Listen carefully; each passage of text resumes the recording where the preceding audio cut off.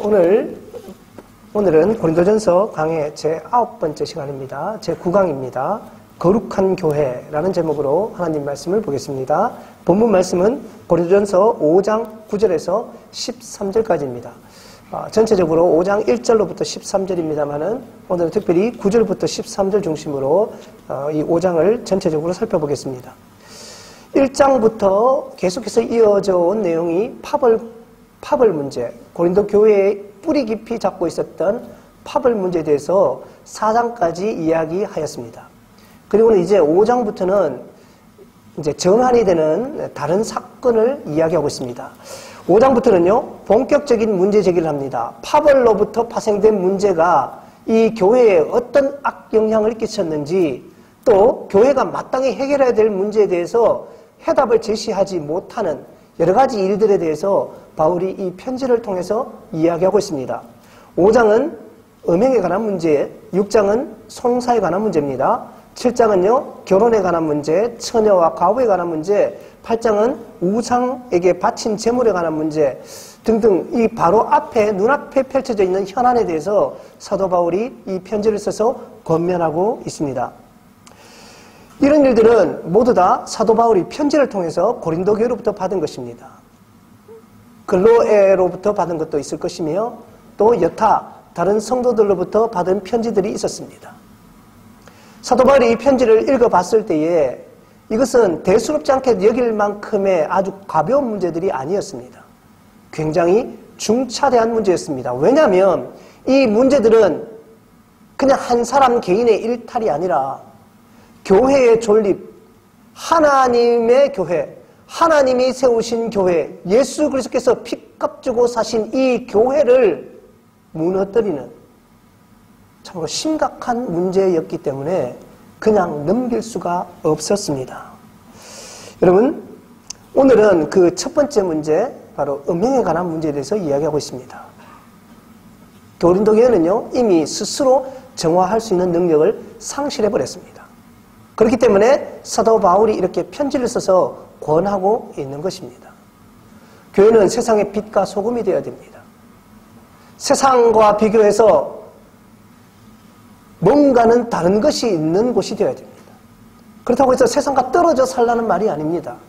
우리는 세상 속에 살아가지만 세상과는 다른 어떤 빛이 있어야 되고 짠맛이 있어야 되는 것이 또한 교회입니다. 왜냐하면 그래야 사람들이 이 빛을 보고 그 짠맛을 보고 교회로 돌아올 수 있기 때문입니다. 오늘 이 말씀이 오늘을 살아가고 있는 우리에게도 동일하게 적용이 되어서 우리가 세상의 빛과 소금이 될 수 있는 거룩한 교회로 회복될 수 있는 귀한 계기가 되는 말씀이 되기를 소망해 봅니다. 9절 말씀을 읽어보겠습니다. 내가 너에게 쓴 편지에 음행하는 자들을 사귀지 말라 하였거니와. 이 9절에 보면요, 5장 9절입니다. 9절에 보면 이렇게 되어 있습니다. 너에게 쓴 편지에 이미 편지를 한 번 더 썼습니다. 한 번이 아니라 여러 번 썼습니다. 제가 이 고린도전서 강의를 시작하면서 이 고린도전후서는 한 장의 편지들이 아니다라고 말씀을 드렸습니다. 여러 장의 편지들이 오갔습니다. 그 편지들을 여러 개를 모아놓은 것이 바로 고린도전서, 고린도후서라고 말씀을 드렸습니다. 고린도전서와 고린도후서에 포함이 되어 있지 않지만 여기에 언급되어 있듯이 이미 사도 바울은 음행 문제에 대해서 경고를 하는 편지를 고린도 교회에 보냈습니다.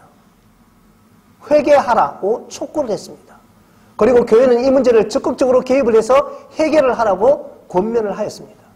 그런데 그것이 이루어졌습니까? 오늘 이 편지를 보십시오. 왜 씁니까? 몇 번을 편지 썼을 겁니다. 그런데 문제 해결이 되지 않는 거예요. 본인들은 회개를 하지 않습니다. 교회는 수수방관합니다. 그냥 놔둬버렸습니다. 악은요, 전염성이 있습니다. 그것을 놔두면 사람들이 보고 배웁니다. 원래 나쁜 건요, 빨리 배웁니다. 순식간에 누룩이 퍼지게 됩니다. 그렇게 되면 교회는 교회의 모습을 잃어버리게 되는 것입니다. 교회의 모습을 잃어버리게 된단 말은 그리스도의 생명이 없는 껍데기뿐인 교회, 이가 곧 하나님의 영광이 떠나버린 곳이 되어버리는 것입니다. 그것은 세상 모임과 똑같은 세상 모임이 되는 것입니다. 이렇게 말하고 있습니다. 5장 1절에 보면요. 5장 1절을 읽어보면요. 이런 표현이 있습니다. 너희 중에 심지어 음행이 있다 함을 들으니 심지어 그냥 음행이 아니고 이런 음행이 있다라고 얘기합니다. 뭐라고요? 그런 음행은 이방인 중에도 없는 것이다. 심각한 거죠. 세상 사람들이 교회를 보고 정말 저 사람들은 도덕적이고 윤리적이고 본받을 만하다. 이렇게 돼야 되는데 세상 사람들도 하지 않는 짓을 하고 있다. 고린도 교회가 굉장히 타락한 도시였습니다. 굉장히 타락한 도시였어요. 죄에 대해서 굉장히 관대한 곳이었습니다. 그런데 그 죄에 대해서 관대한 곳, 타락한 곳에 있는 사람들조차도 하지 않는 짓을 어디서 하고 있었습니까? 교회에서 하고 있었습니다. 뭐라고 하고 있습니까? 이렇게 말합니다. 누가 그 아버지의 아내를 취하였다 하는도다. 생모는 아닐 거예요. 친어머니는 아닐 겁니다. 여기에서 그러면 친어머니라고 그 아버지의 아내란 말은요. 누굽니까? 새어머니나 첩이 되겠죠. 어떤 계기인지는 정확하게 밝혀지지 않았습니다만은 그 아들이 새어머니와 동거하면서 음행을 하는 짓을 이 교회에 다니는 사람이 고린도 교회의 신도가 그렇게 하고 있었던 거예요. 기가 찰 일 아닙니까? 이게 신문에 날 일입니다. 이게 인터넷에 날 일입니다. 요즘 같으면요. 그 일이 거룩한 곳, 거룩한 하나님 교회에서 일어나고 있는 일들이었습니다. 교회가 이 문제에 대해서 침묵을 하였습니다. 본인들은 그 침묵 속에서 용기를 얻습니다. 그냥 아무렇지도 않게 교회에 다니고 있었습니다. 참 이런 걸 보면요.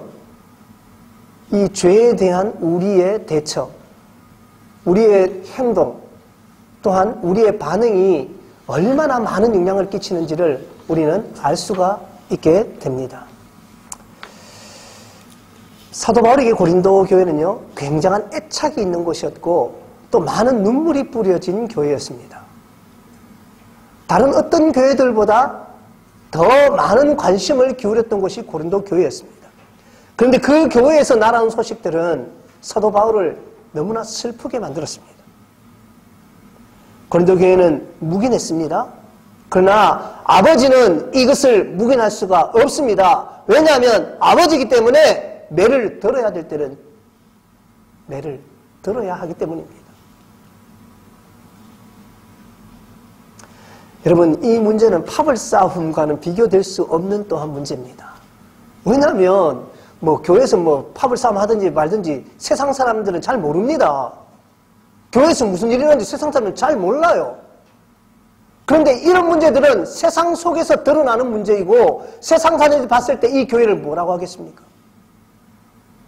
오늘날 우리에게 똑같이 일어나고 있는 일들입니다. 뉴스에 보면 나오는 사건들, 오늘도 똑같이. 그러면 누가 욕먹습니까? 그 사람이 욕먹는 것, 그것은 아무것도 아니죠. 목사들 전부 욕먹습니다. 교회들 전부 욕먹습니다. 예수님이 욕먹습니다. 하나님이 욕먹습니다. 이것은 교회를 파괴하는 일들입니다. 그런 자들은 어떻게 해야 됩니까? 출교시켜라 라고 얘기를 하고 있습니다. 10절 말씀 제가 읽어보겠습니다. 이 말은 이 세상에 음행하는 자들이나 탐하는 자들이나 속여 빼앗는 자들이나 우상 숭배하는 자들을 도무지 사귀지 말라 하는 것이 아니다 라고 말합니다. 11절 말씀 병행된 구절입니다. 11절은 어떻게 하고 있는지 보십시오. 이제 내가 너희에게 쓴 것은 만일 어떤 형제라 일컫는 자가, 앞에는 뭡니까? 교회를 다니지 않는 자, 세상 속에 속한 자들 중에서 음행하는 자, 속이는 자, 탐하는 자들, 우상 숭배하는 자들을 어떻게 해요? 그들과 상종하지 마라. 그 말이 아니에요. 누구와 하고 있습니까? 교회 안에서 형제라고 일컫는 자가 똑같은 짓, 어떤 거요? 음행하거나 탐욕을 부리거나 우상 숭배하거나 모욕하거나 술 취하거나 속여 빼앗는 자는 어떻게 하라고요? 사귀지도 말고 그들과 함께 먹지도 말라라고 얘기하고 있습니다. 이 초점을 잘 봐야 됩니다. 초점을 잘 보셔야 됩니다.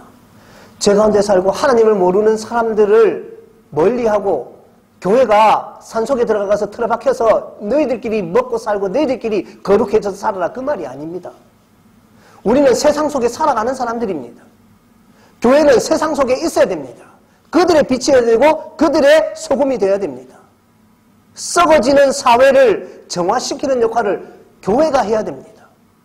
죄악 속에 빠진 사람들을 교화시키고 그리스도께로 인도하는 역할을 교회가 해야 됩니다. 그것은 교회가 마땅히 해야 되는 일들입니다.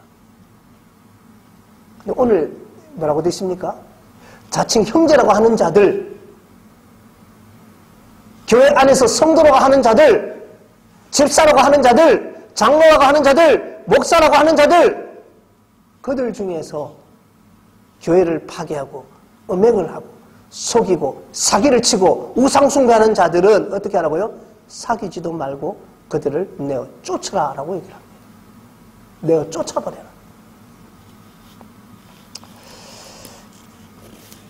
우리가 세상을 등지게 되면 어떻게 되겠습니까? 이렇게 말하죠. 세상 사람들과 사귀지 않는다면, 예? 그들이야 뭐 우리와의 법이 달라요. 우리는 탁월한 도덕성을 가지고 있어야 합니다. 왜냐하면 우리는 거룩한 교회이기 때문입니다. 하나님이 세우신 교회이고 예수 그리스도가 머리가 되는, 우리가 몸이 되는 교회이기 때문에 교회는 반드시 거룩해야만 합니다. 세상과 비교하라고 하지 마십시오. 세상 사람들은 저렇게 하던데, 세상 사람들은 이렇게 해서 돈을 벌던데 나도 그렇게 해야지. 아니지요. 우리는 그 법에 따라가는 것이 아니에요. 도덕적으로 문제가 있지만 법적으로 하자가 없다면 세상 사람들은 그걸 따라서 돈을 벌기도 합니다. 그러나 예수 믿는 사람들은 그렇게 해서는 안 됩니다. 교회는 탁월해야 합니다. 탁월해야 합니다. 이 문제에 대해서요, 게르하르트 로핑크라는 사람은요, 이렇게 표현했습니다. 교회는 지상의 소금이요 세상의 빛이며 드넓게 빛을 비추는 도시다. 교회는 사람들에게 수긍될 수 있는 사회의 질서의 삶을 사는 공동체다. 세상을 위한 교회다. 그러나 바로 그렇기 때문에 교회는 그 자신이 세상이 되어서는 안 되고 세상 안에서 번영해서는 안 되며 교회의 본연의 모습을 간직해야 한다라고 말하고 있습니다. 예수는 어떤 공동체를 원했나라는 책을 보면요, 이 내용이 나오고 있습니다. 119쪽에 보면 이 내용이 나와요. 제가 권장도서로 해서 우리가 교회 서재 제가 이렇게 읽으라고 제가 비치를 해놨는데요. 한번 꼭 읽어보시기를 바랍니다. 교회는요, 어떻게 된다고요? 우리는 세상의 소금이고 세상의 빛이다. 더 넓은 빛을 비추는 도시다. 동네다. 사람들이 수긍할 수 있는 사회 질서에 따라 사는 그 삶을 살아가는 공동체다. 세상과는 떨어질 수 없다라고 말합니다. 그렇지만 교회는 세상의 빛이기 때문에 어떻게 된다고요? 교회가 세상이 되어서는 안 된다라고 말합니다. 교회가 빛이 되고 소금이 되어야 되기 때문에 세상 속에 살아가지만 교회는 그 세상 안에서 번영을 누리려고 하면 안 된다라고 말을 합니다. 세상 사람들이 땅을 사서 번영을 했다고 교회도 똑같이 따라가서는 안 된다라고 얘기를 합니다. 세상 사람들이 이렇게 해서 많은 재산을 모았다고 교회도 그렇게 따라가서는 안 된다라고 말을 합니다. 교회는 누구의 법을 따라야 됩니까? 하나님의 법을 따라서, 하나님의 질서에 따라서, 하나님의 놀라운 도덕법에 따라서. 그것이 교회의 모습이다라고 얘기를 하고 있습니다. 교회는 본연의 모습을 간직해야 한다. 동의하지 않습니까? 교회는 교회 본연의 모습을 간직해야만 합니다. 세상이 변해갑니다. 그 변해감에 따라서 교회의 모습도 변해갑니다. 교회 건물도 변해가고 의자도 변해갑니다. 시간도 많이 변해갔습니다. 옛날에 비하면 저녁 예배가 거의 없어졌습니다. 우리도 저녁 예배는 드리지 않습니다. 오후 예배를 드리죠. 2부, 3부, 4부. 옛날에는 그런 게 거의 없었습니다. 세상이 변해가는 속도에 따라서 교회도 변해가는 것이 맞죠. 그런데 여러분, 변해가는 건 맞는데 교회는 절대로 세상이 되어서는 안 됩니다.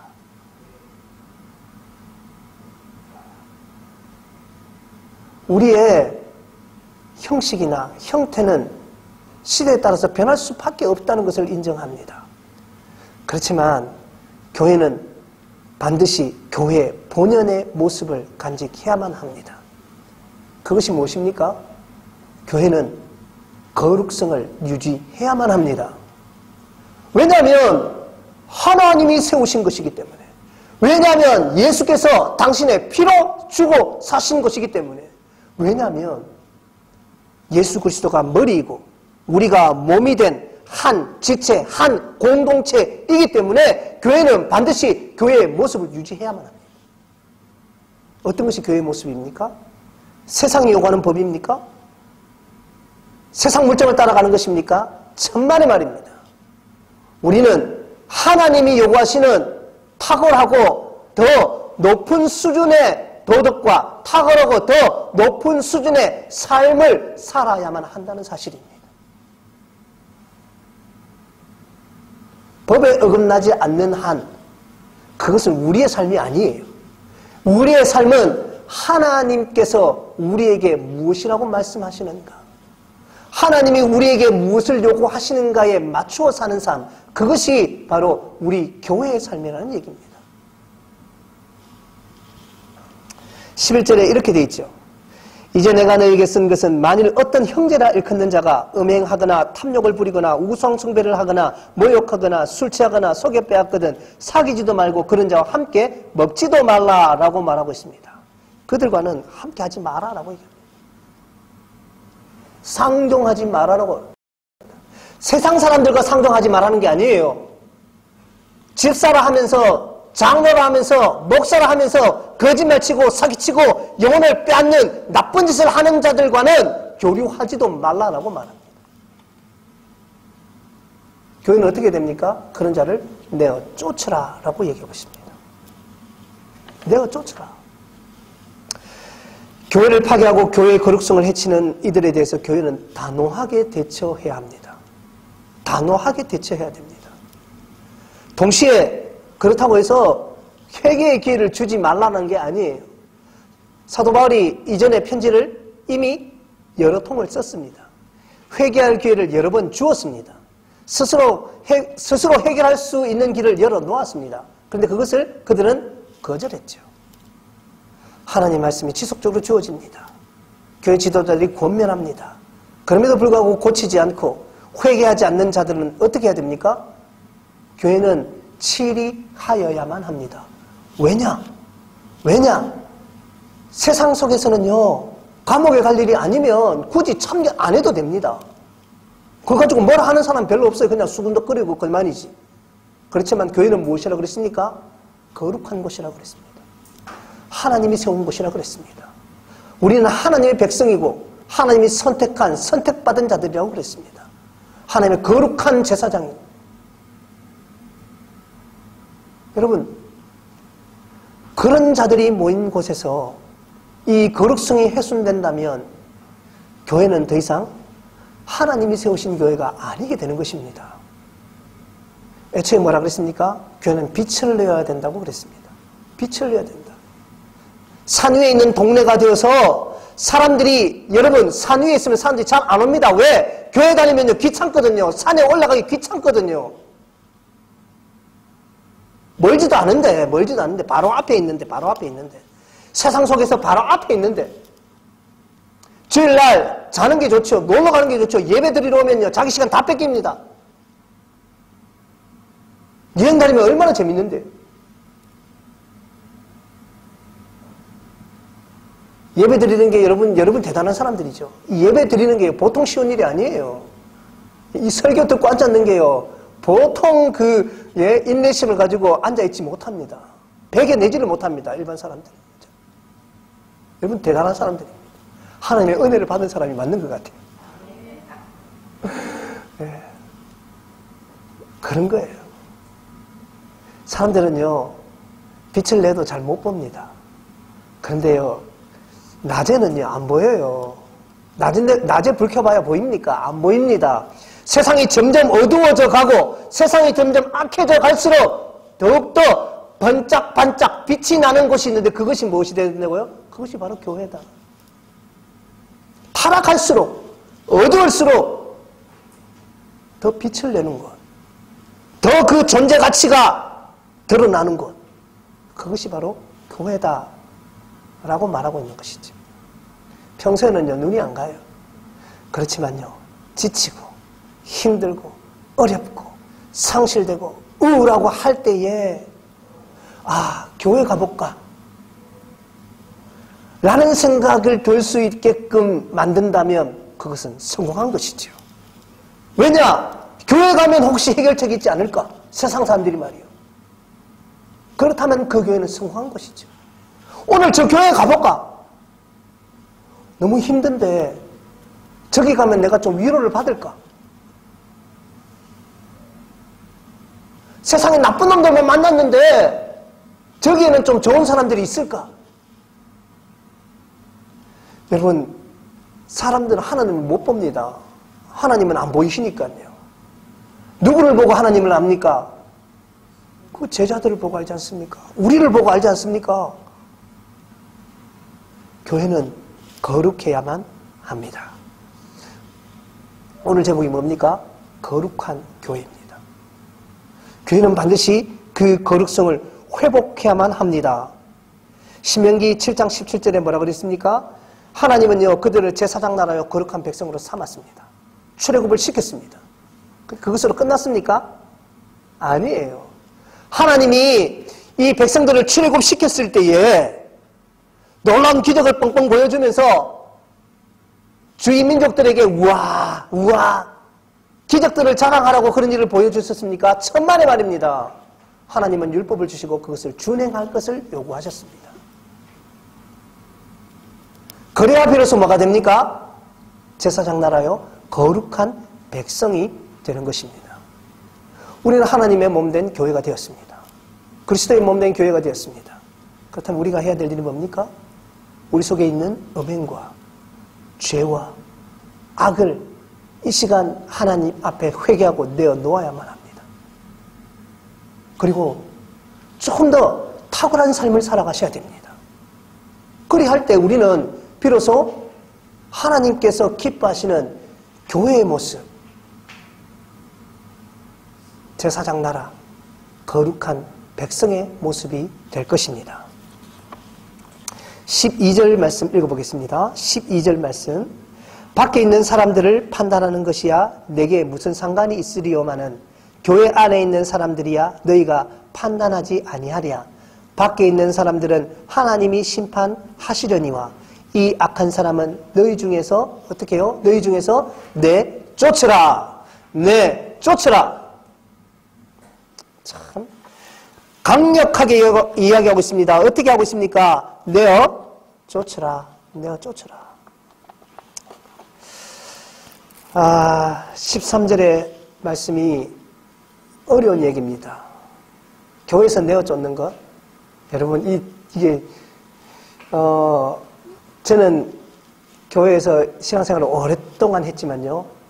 실제로 제가 다닌 교회에서 한 번이라도 출교시킨 것을 본 적은 한 번도 없습니다. 이 시대는 출교와 치리가 없는 시대입니다. 무엇으로 포장이 되어 있습니까? 사랑, 용서라는 말로 껍데기를 씌워서 하나님의 나라와 교회의 거룩성을 해치는 그런 일들이 자영되고 있는 것이 또한 오늘날의 우리 교회들입니다. 거기에 대해서 저는 떳떳하냐라고 말하면 저도 거기에 대해서 할 말은 없습니다. 저도 거기에 대해서 큰 용기가 있는 사람이 아니기 때문에 웬만하면 넘어가지고 웬만하면 용서해주고 웬만하면 품어주려고 하는 사람이기 때문에 이게 쉽지 않죠. 쉽지 않습니다. 그렇지만 사도 바울은 얘기합니다. 내쫓으라. 내쫓으라. 너무 무서워하지 마십시오. 여기 저기 사람 아무도 없으니까요. 이게 무슨 뜻입니까? 그만큼 이 일은 중차대한 일이다, 심각한 일이다 라고 말합니다. 그래서 이 얘기를 어떻게 들읍니까? 지금 나에게 하시는 말씀이다. 나에게 하시는 말씀이다 라고 들으십시오. 지금 내가 혹시 내 쫓길 위치에 있지 않습니까? 사람들은 모를 수 있습니다. 그렇다면 오늘 우리는 이 편지를 처음 받았습니다. 고린도교회는 여러 통을 받았지만요. 아직 우리에게 회개할 기회가 있습니다. 하나님께 돌아올 수 있기를 기도합니다.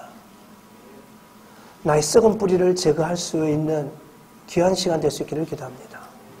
왜냐하면 교회는 거룩해야 하기 때문입니다. 왜냐하면 하나님이 거룩하시기 때문입니다. 밖에 있는 사람이야 하나님이 판단하시겠지요. 그렇지만 교회는 교회를 책임져야만 합니다. 책임져야만 합니다. 저와 여러분 중에 이 결단이 있는 귀한 시간 될 수 있기를 기도합니다. 나는 이 공동체 안에서 부끄러움이 없는가?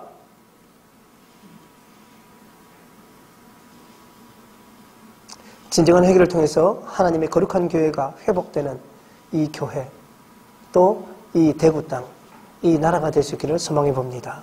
신명기 말씀 마지막으로 읽고 말씀을 맺고자 합니다. 신명기 17장 7절에는 이런 말이 있습니다. 후반부에 그냥 들으시면 되겠습니다. 너희 중에서 악을 제할지니라. 아멘. 기도하겠습니다.